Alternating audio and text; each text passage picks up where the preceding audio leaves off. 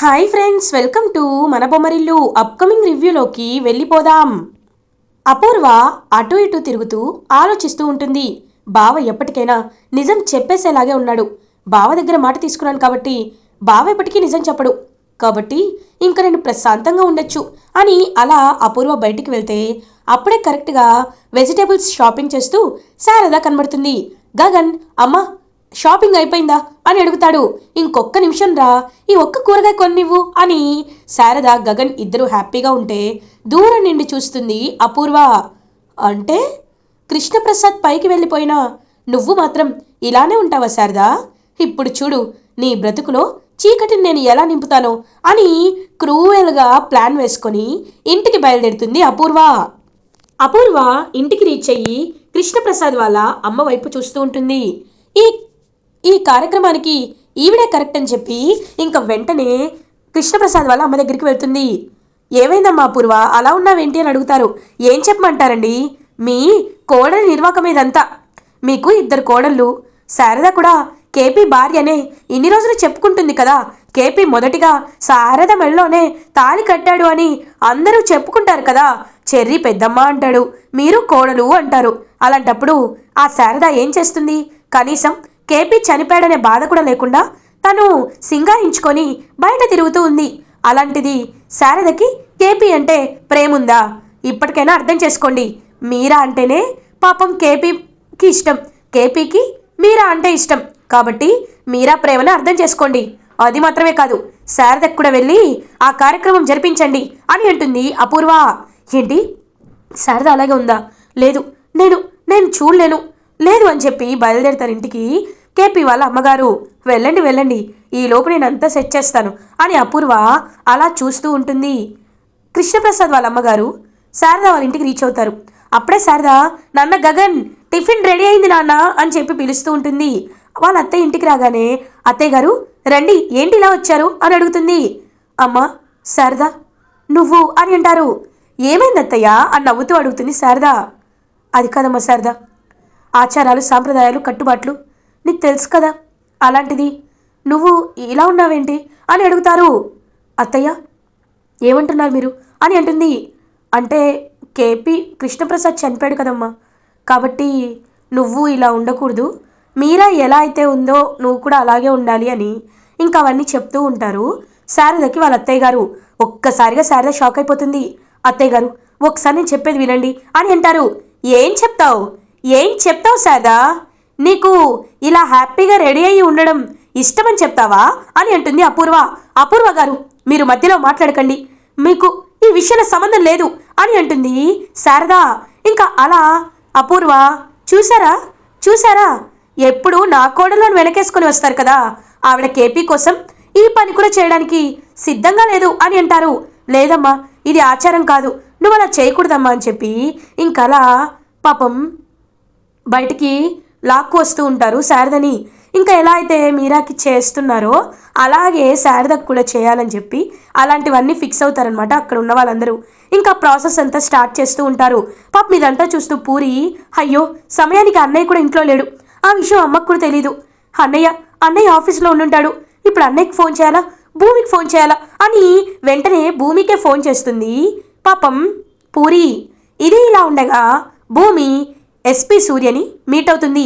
సూర్య గారు మీరు వినలేదు, నా మాటలు నమ్మటం లేదు, నా దగ్గర బలమైన సాక్ష్యం ఉంది అన్నా మీరు నా మాటలు పట్టించుకోవటం లేదు.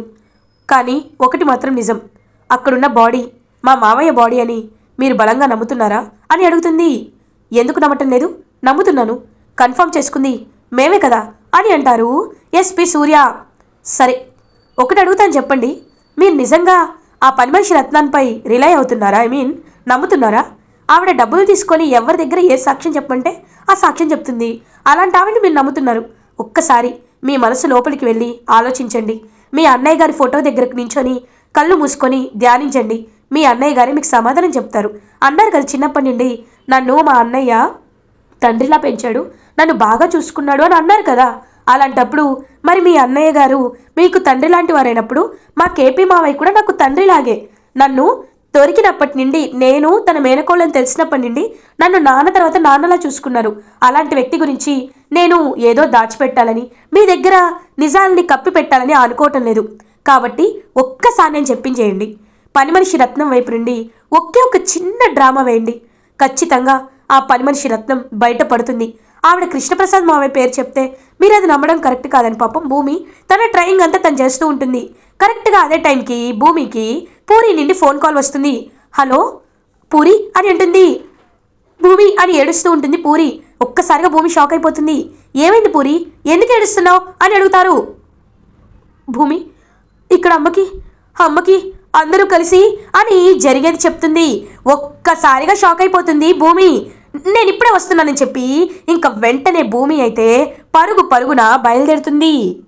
భూమి పాప ఆటోలో హుటాహుటిన ఇంటికి బయలుదేరుతుంది. ఇటువైపు గగన్ ఆఫీస్లో అలా ఉంటాడు. అప్పుడే గగన్కి ఒక ఫైల్ గుర్తొస్తుంది. అయ్యో ఇంపార్టెంట్ ఫైల్ ఇంట్లోనే ఉండిపోయినట్టుంది, వెళ్ళి తెచ్చుకోవాలని చెప్పి ఇంకా పూరి వాళ్ళకి ఫోన్ చేస్తాడు. వాళ్ళెవరు ఫోన్ లిఫ్ట్ చేయరు. ఇదేంటి పూరి ఫోన్ లిఫ్ట్ చేయటం లేదు, శివకు ఫోన్ చేస్తారని ఇద్దరికి ఫోన్ చేస్తాడు. అండ్ శారదకు కూడా ఫోన్ చేస్తాడు. కానీ శారద కూడా ఫోన్ లిఫ్ట్ చేయదు. ఏమైంది వీళ్ళకి, సడన్గా ఎందుకు ఫోన్ లిఫ్ట్ చేయటం లేదు అని ఇంకా గగనే ఇంటికి బయలుదేరుతాడు. కరెక్ట్గా ఇటువైపు ఇంకా అలా అపూర్వ నించొని చూస్తూ ఉంటే పాపం శారదకి తన తాళిని అలా ఇంకా వాళ్ళందరూ కలిసి బయటికి తీయబోతుంటే ఒక చెయ్యి వచ్చి అడ్డుకుంటుంది. ఆ చెయ్యి ఎవరిదో కాదు, గగన్ది. ఒక్కసారిగా అప్పుడే అక్కడికి వచ్చిన భూమి కూడా అలా చూస్తూ ఉంటుంది గగన్ వైపు. జరగండే అని అందరిని పక్కకు తోసేస్తూ ఉంటాడనమాట గగన్. నాన్న గగన్ అని పాపం అంటుంది శారద. అమ్మా నీకేం కాదు, నేను వచ్చేసాను కదా, నీకేం కాదు అని అంటాడు గగన్. బాబు ఇదంతా ఆచారం నాయనా అని అంటారు. ఏంటి ఆచారం? ఇంకొకసారి ఆచారం అనే పేరు నా దగ్గరికి తీసుకొచ్చారంటే మర్యాదగా ఉండదు. అయినా ఎవరు చెప్పారు మీకు మా అమ్మని ఇలా చేయమని అని చెప్పి ఇంకా చూస్తూ ఉంటాడనమాట గగన్.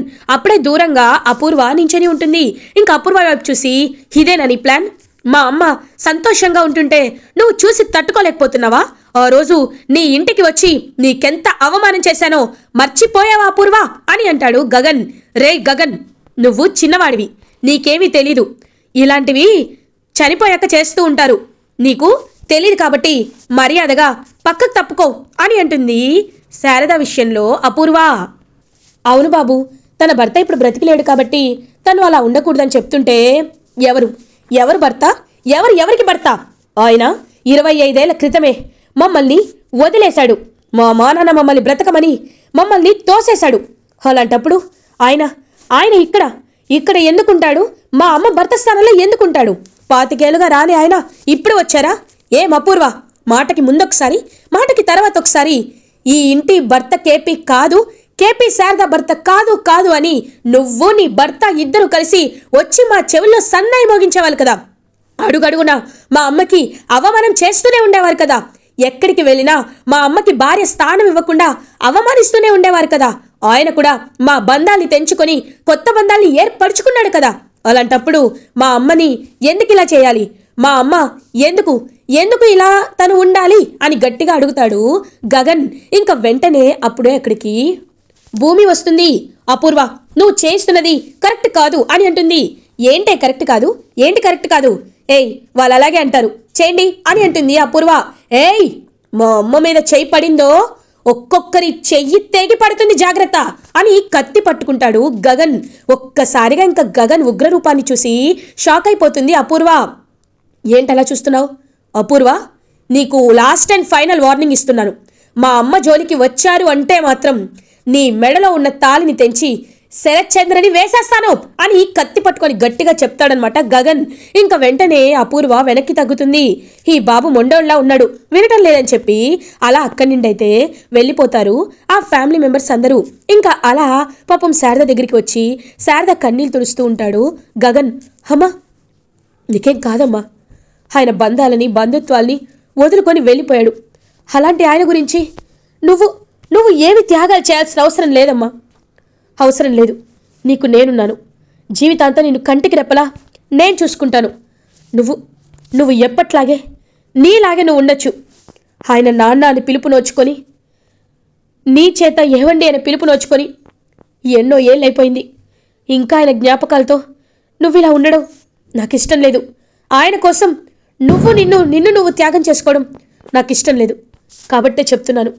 నువ్వు నువ్వు బాధపడద్దమ్మా, బాధపడదు. ఈ ఆచారాలు, సాంప్రదాయాలు ఇవన్నీ పక్కన పెట్టాయమ్మా అని పాపం గగన్ అలా హక్ చేసుకుంటాడు శారదని. అదంతా చూస్తున్న భూమి అయితే, బావా తెలిసి చేసినా తెలియక చేసినా మంచే చేశాడు. ఎంత చెప్తున్నా అపూర్వ వినేదే కాదు. కానీ ఇప్పుడు బావ చెప్పాడు కదా, ఖచ్చితంగా అపూర్వ భయపడి వెళ్ళిపోయింది అని ఇంకా పాపం అలా చూస్తూ ఉంటుంది భూమి గగన్ వైపు అభిమానంగా. ఇంకా అపూర్వ అవమాన భారంతో ఇంటికి రీచ్ అవుతుంది. ఏమైంది అపూర్వ, ఎక్కడికి వెళ్ళొచ్చారు అని అడుగుతారు. బావా అంటే అని జరిగిందంతా మన మీరా అలా ఉన్నప్పుడు అది కూడా అలాగే ఉండాలి కదా బావా, అందుకే శారదకు కూడా మీరా అలా చేద్దామని బయలుదేరాను బావా. కానీ ఆ గగన్ గాడు ఉన్నాడే, నిన్నే నిన్నే చంపేస్తానని చెప్పాడు బావా అని ఇంకా నాటకం స్టార్ట్ చేస్తుందనమాట అపూర్వ. అపూర్వ నీకేమైనా పిచ్చి పట్టిందా? అయినా నిన్ను ఎవడు వాళ్ళ ఇంటికి వెళ్ళమని చెప్పాడు? ఆ గగన్ గాడు చెప్పింది కరెక్టే కదా, కేపీ కేవలం మీరాకి మాత్రమే సొంతం కాబట్టి మీరానే అలా ఉంది.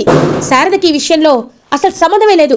ఇంకొకసారి నాకు చెప్పకుండా ఏ నిర్ణయం తీసుకోవద్దా పూర్వ అని ఇంకా అపూర్వకే 4 తిట్టి అక్కడి నుండి వెళ్ళిపోతారు శరత్చంద్ర.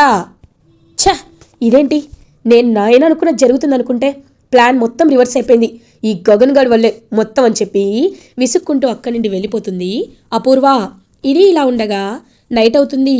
పాపం శారద అలా ఒంటరిగా కూర్చొని బాధపడుతుంటే అప్పుడే భూమి శారద దగ్గరికి వస్తుంది.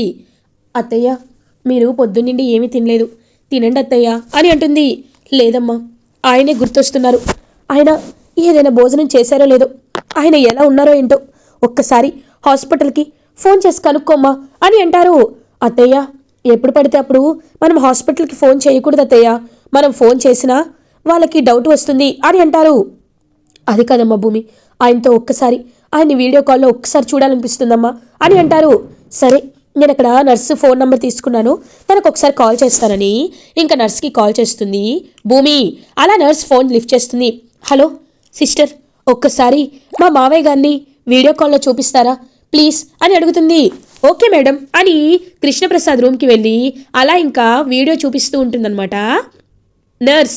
ఇటువైపు భూమి అండ్ శారద ఇద్దరు కృష్ణప్రసాద్ని వీడియో కాల్లో చూసి చాలా అంటే చాలా హ్యాపీగా ఫీల్ అవుతారు. ఇంకా అప్పుడే గగన్ అటువైపుగా వస్తాడు. ఒక్కసారిగా ఫోన్ని పక్కన పడేస్తుంది భూమి. బావా అని అంటుంది. ఏంటి, ఏం చేస్తున్నారు ఇక్కడ అని అడుగుతాడు గగన్. అబ్బే ఏం లేదు బావా అని అంటుంది భూమి. ఇంకా శారద కూడా టెన్షన్ పడుతూ ఉంటుంది. ఏంటి ఫోన్ని అలా దాచిపెడుతున్నావు అని అడుగుతాడు. అదేం లేదు బావా.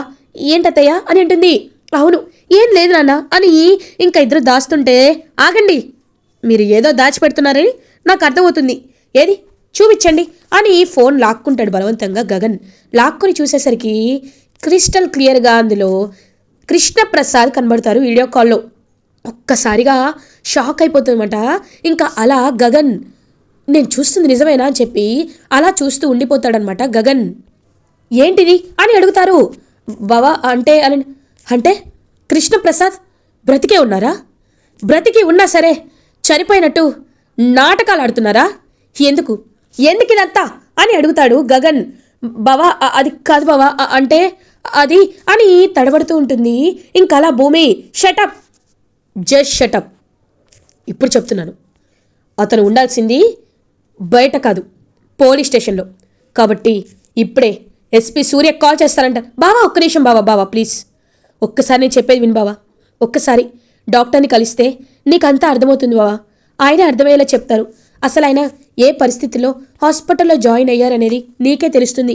ఆయన చనిపోవాలనుకోలేదు బావా, ఎవరో ఆయన గుండెల్లో షూట్ చేశారు. ఆ విషయం నువ్వు తెలుసుకోవాలంటే నువ్వు హాస్పిటల్కి నాతో పాటు రావాలి బావా.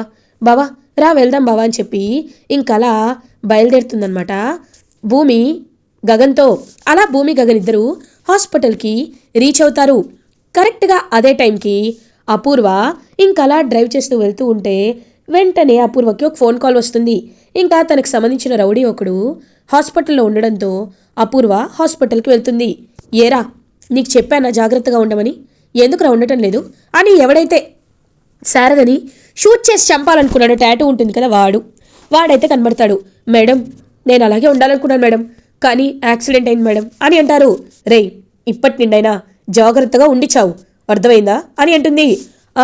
అర్థమైంది మేడం అని ఇంకలా హ్యాపీగా డబ్బులు ఇచ్చేసి వాడికి అలా బయటికి వస్తుంది అపూర్వ.